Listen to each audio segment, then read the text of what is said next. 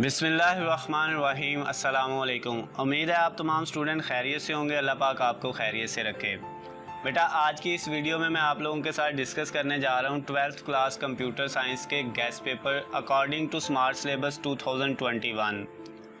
आज की वीडियो बेटा आप लोगों के लिए बहुत ज़्यादा इन्फॉर्मेटिव है, इसलिए इस वीडियो को लास्ट तक देखिएगा।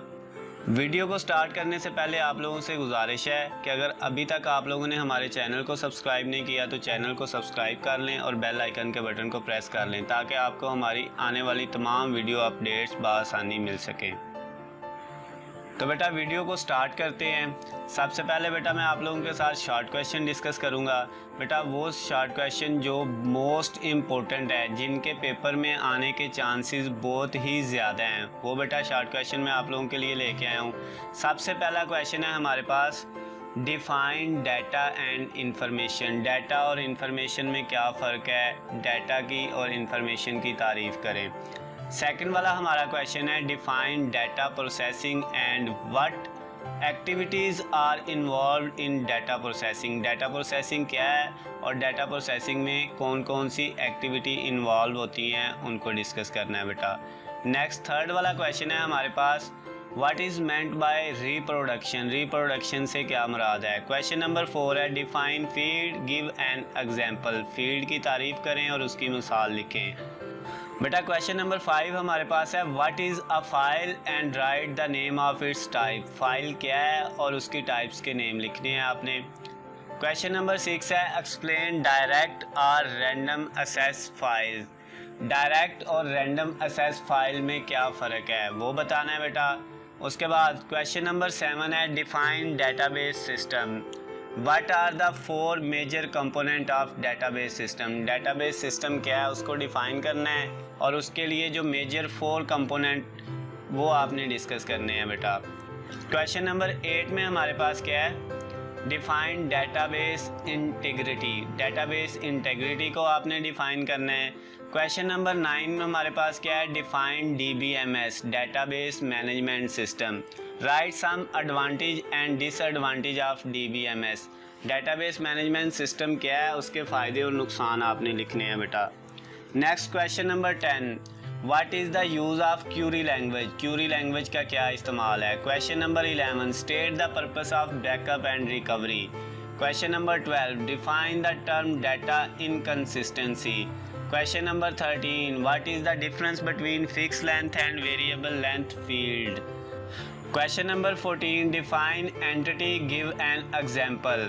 Question number 15, differentiate between primary की एंड कैंडिडेट की। प्राइमरी की और कैंडिडेट की में क्या फ़र्क है। Question number 16, who is user or end user in database system. Database system में यूज़र कौन होता है और एंड यूज़र कौन होता है वो बताना है बच्चे। क्वेश्चन नंबर 17, डिफाइन की एंड डिस्कस इट्स टाइप्स। की तारीफ़ करनी है और उसकी जो है वो इकसाम बतानी है बेटा। Question number 18, what is feasibility study. Question number 19, what is requirement analysis. Question number 20, state the importance of project planning. Question number 21, define level of confidence. Question number 22, define relationship, list different type of relationship. Question number 23, what is cardinality. Cardinality क्या होती है उसको define करना है। Question number 24, what is ER data model. Question number 25, what is the major objective of database design process. Question number 26, define logic design and physical design. Logic और physical design में क्या फ़र्क है। नेक्स्ट क्वेश्चन है 27, list the basic data distribution strategies. 28, define integrity, how is referential integrity achieved. Question number 29, differentiate between data integrity and data security. 30, what is normalization. 31, what is mutual exclusiveness of data. 32, what are database anomalies. Question number 33, differentiate between partial dependency and transitive dependency. Question number 34, write the condition necessary for 2NF. Question number 35, what do you mean by IDE होता है integrated development environment. Question number 36 है define the term RDBMS। RDBMS का मतलब होता है relational database management system, उसको define करना है। आगे next question number 37 what is database wizard. Question number 38 define query. How is a query written. Query क्या है, उसको कैसे लिखते हैं। Question number 39 what are reports. Which database object are used to create a report.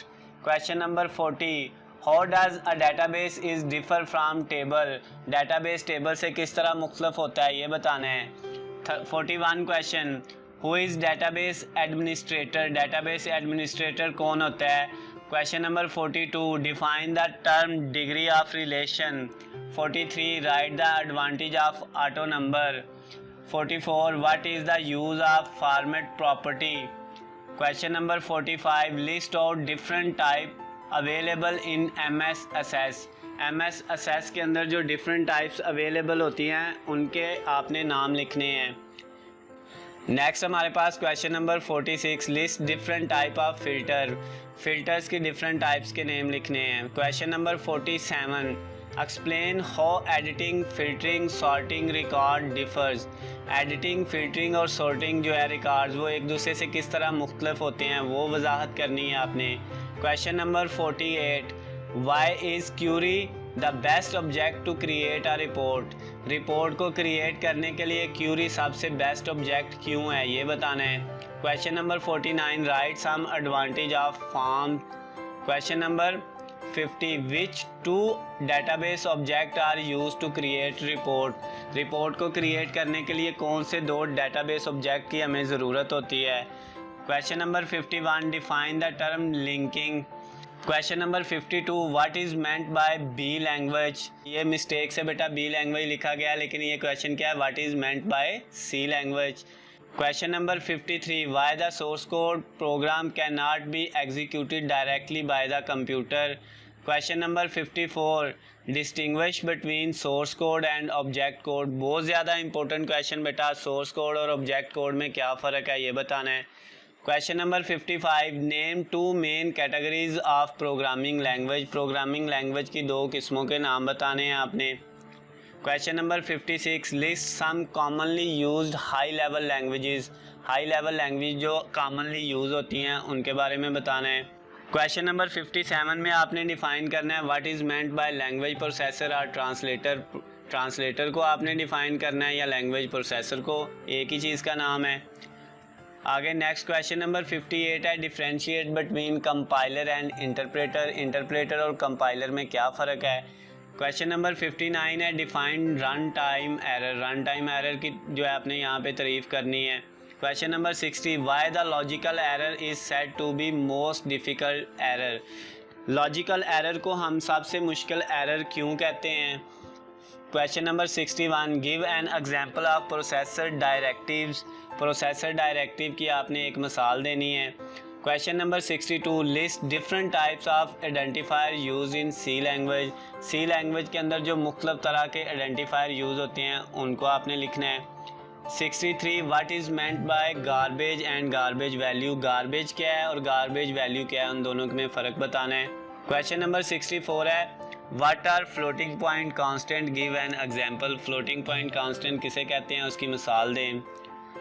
Question number 65 write the use of format specifier in C language. C language के अंदर format specifier आपने बताने हैं, उनका क्या इस्तेमाल है। क्वेश्चन नंबर 66 आपने इस वाले नीचे दिए हुए कोड की आउटपुट बतानी है। कोड है ए int A B C.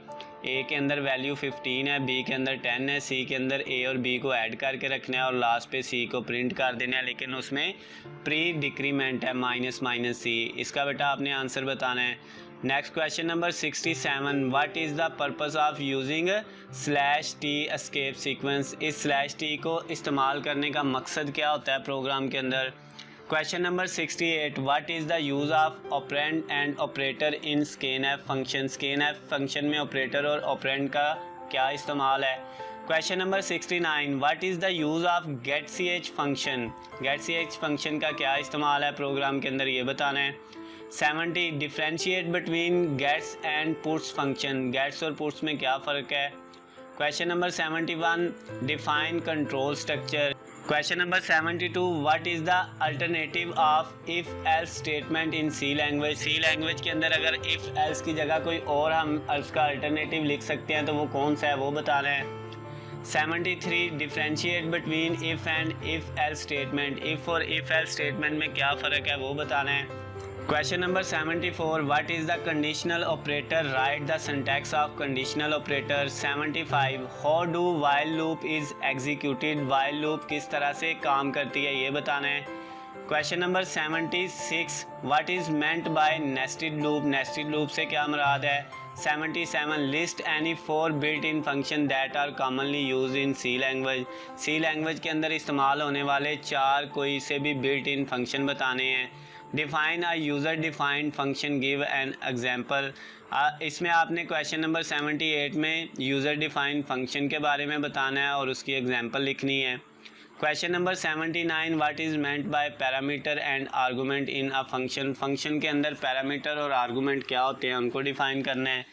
Question number 80 है what is file handling, file handling से क्या मुराद है।